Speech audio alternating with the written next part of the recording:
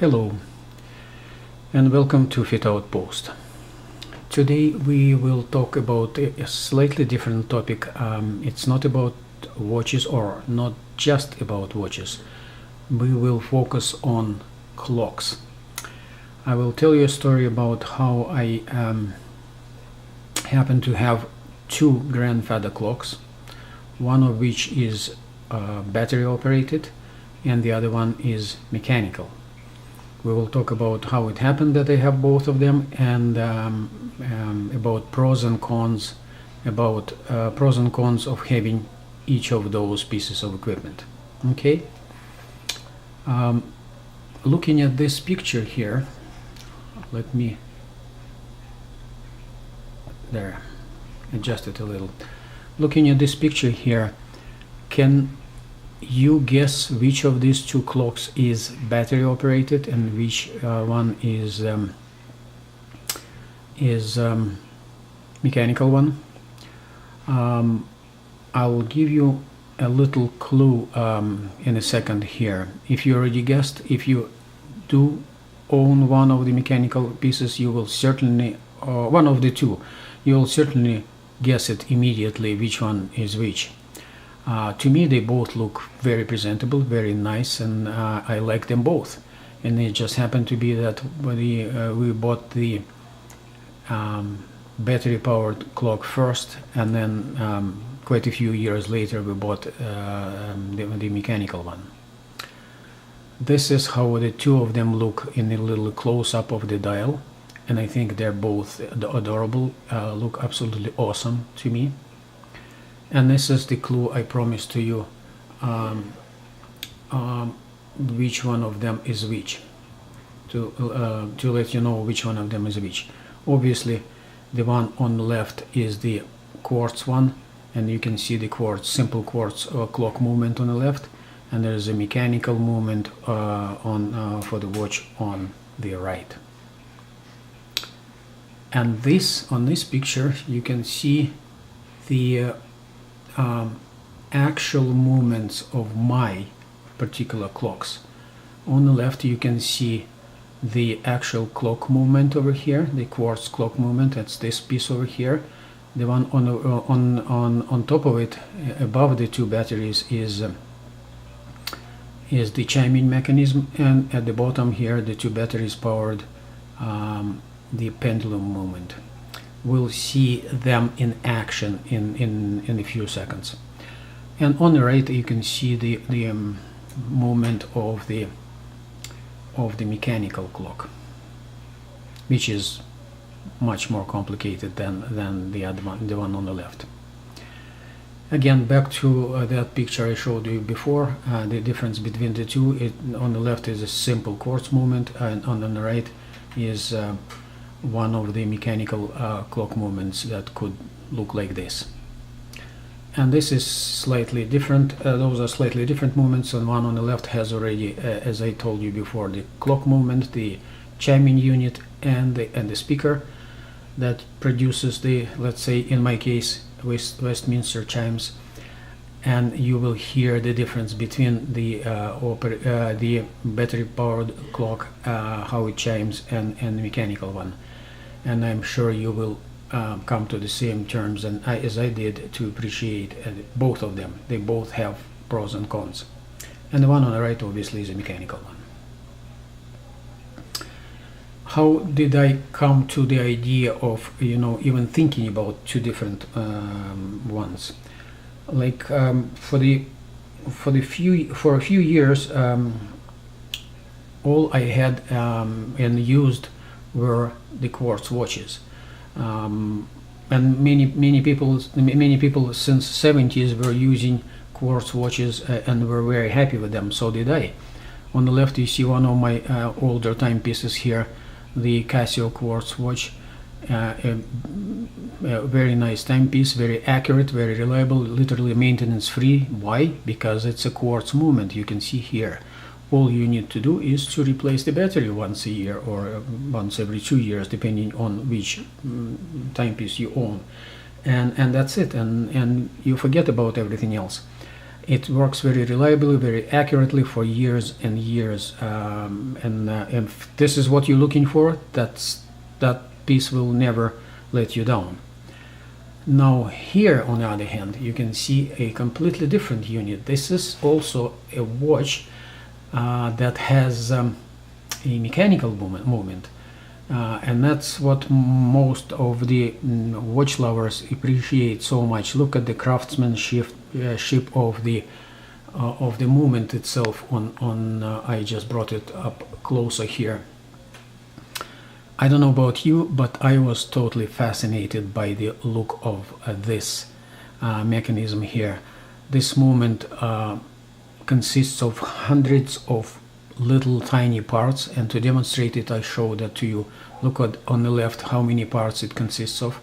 Hundreds of them, and they're all very nicely brought together into this movement, and they work solidly, reliably for years and years and decades, and produce very accurate results. Not as accurate as quartz movement. It's almost impossible to make the mechanical movement as accurate as that, but the craftsmanship of this piece of equipment fascinates me a lot, and that's how I came to appreciate mechanical watches, and after that mechanical clocks as well. And I hope I'm not the only one in the world who appreciates them. Again, back to the quartz movements of both of those. On the left we see the quartz movement of the Casio watch with this simple Miyota movement here, the simplest one probably in the world, Miyota movement. And this is the quartz movement of a grandfather clock with batteries and the pendulum and the speaker and whatnot. Okay, that's what it consists of. Now this in particular is the clock I own, and my wife and we own this clock for since 2004 or 5, I would say. And we just happened to walk one day through Walmart, and we noticed this timepiece there, and we liked it so much, the craftsmanship of the cabinet and the look of this clock caught our attention, and we decided to buy that, and we brought it home. And we were quite happy for a number of years of that, of seeing and having that clock in our living room, and we appreciated how it works and how it sounds. And in a moment I'll demonstrate to you how it actually looks alive and how it sounds. In this particular slide I wanted to demonstrate again that this clock, while looking as a proper grandfather clock, has a very simple movement over here, you know, a dial and hands, nothing else. I mean, very, very simple. It could, if mine in particular has also a speaker and the chiming unit, but that's basically the same thing, and it still can you know, bring happiness in people's homes for many years, like it was in our case. And now we'll look at that clock live. Okay, and now we will listen how this battery powered grandfather clock chimes. The minute hand will cross the 12 o'clock position in a few seconds, and we will hear the chimes and the gong. Just be patient, it'll, there you go.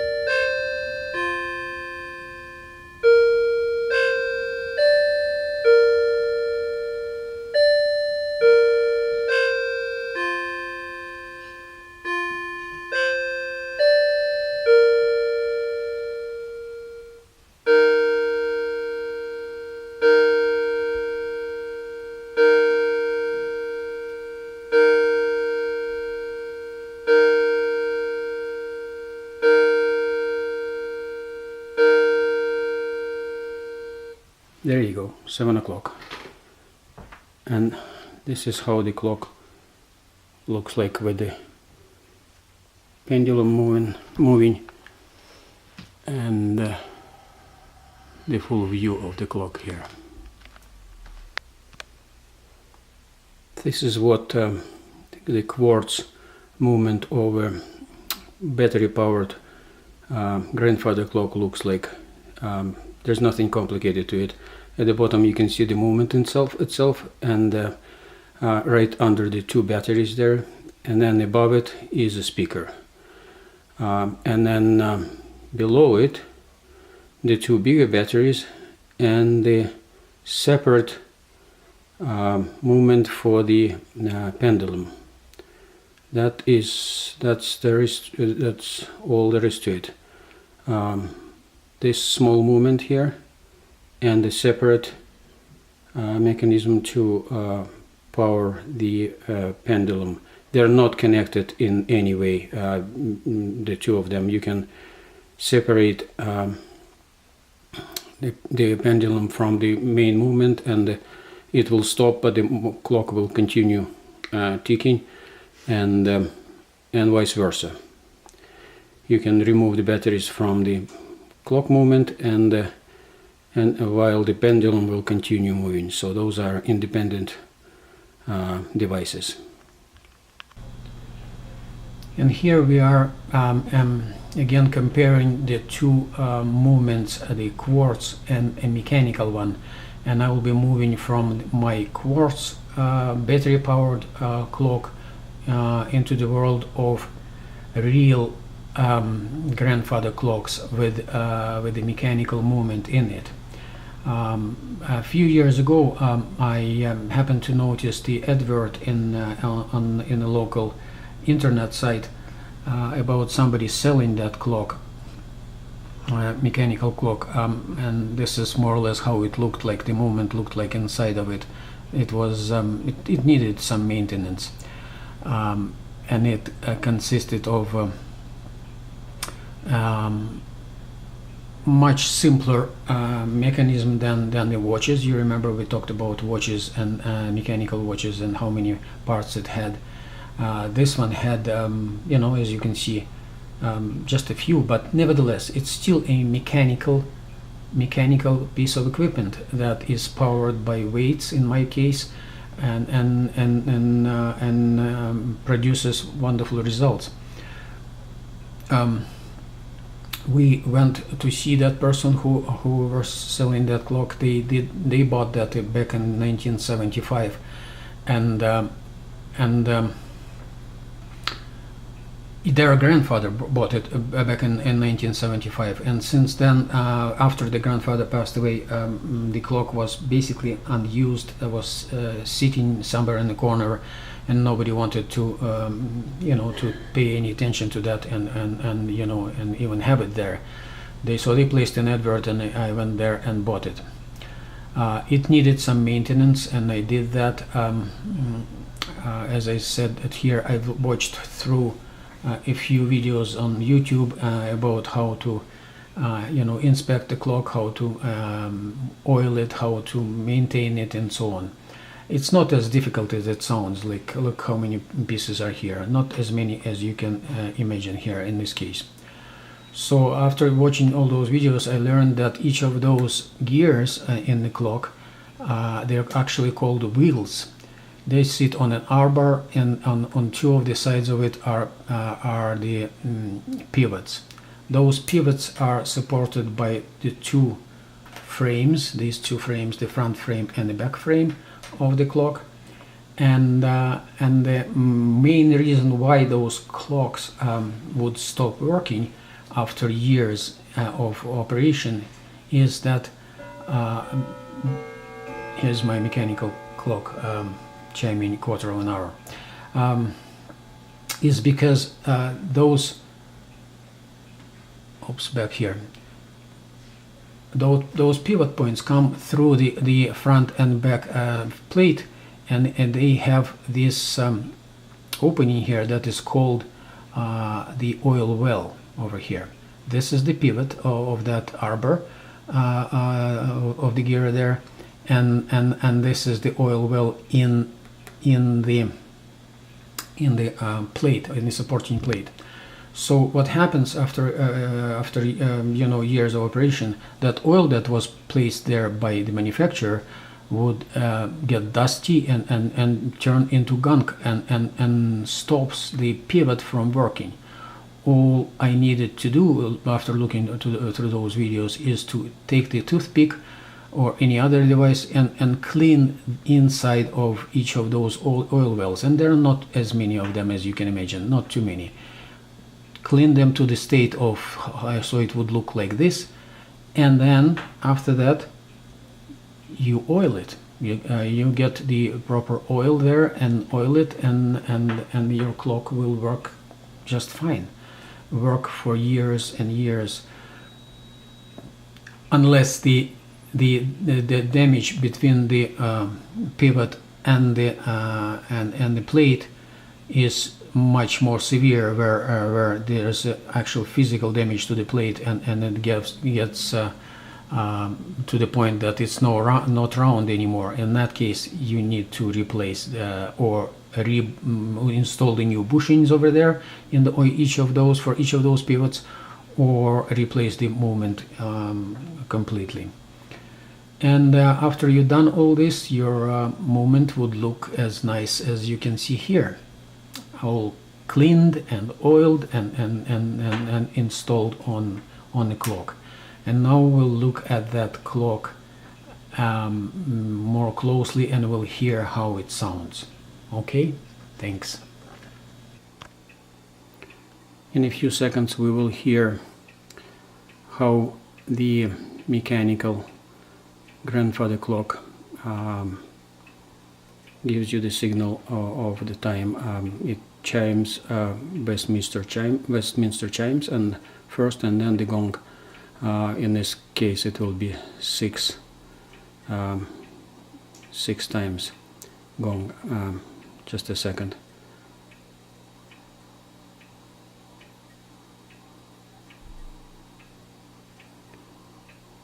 And this way you will hear the difference between the battery powered clock and the mechanical one.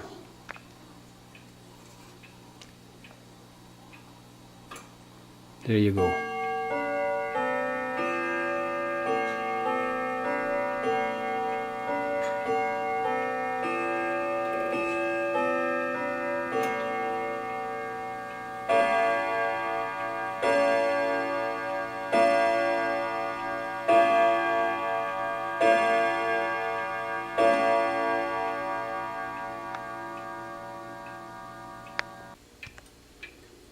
And here you can see how the back of the mechanical grandfather clock looks like. The movement, the hammers for the chiming and the hammers for the gong on both sides of those chime rods, and the movement itself, of course. I'll move this way, it will be so you could see a bit better this way. You can see the pendulum at the bottom moving there, and the chains going down to the weights that are powering both the movement, the chimes and the gong.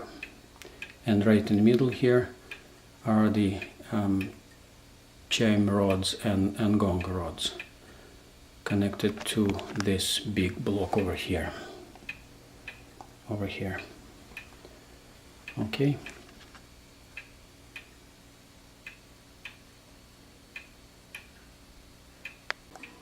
And now in this close-up I'll demonstrate to you how this clock chimes on 1/4 of an hour, 1/2 an hour and 3/4 of an hour Westminster chimes.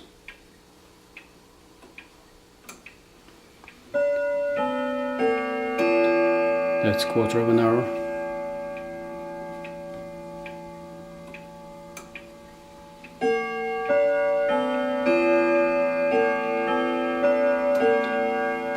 Half an hour.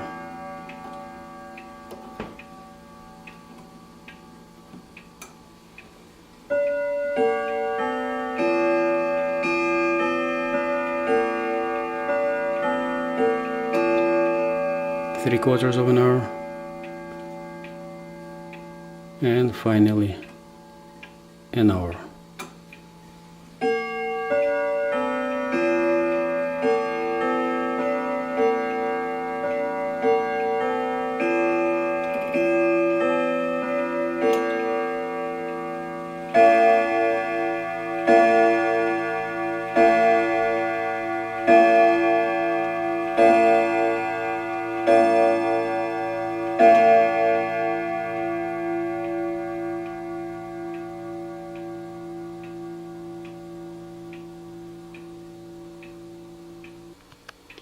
Here you can see the close-up of the dial and the switch that you can use to switch the chimes and the gong. Switch it on, as in this position here, going down, in a down position, for the chimes and gong to be on in on position, and if you move it to the up position, it will be off for the night, for example, or you want to switch it off permanently and it will never chime for you.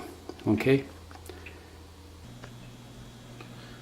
Well, this is the end of my presentation here. So if you have any questions, please place them in the comment section below. Please don't forget to subscribe to my channel and hit that like button if you liked what you saw here. If you have any suggestions on how to and what to talk about in the future sessions, please mention them in your comments in the comment section below. Okay, thanks and goodbye.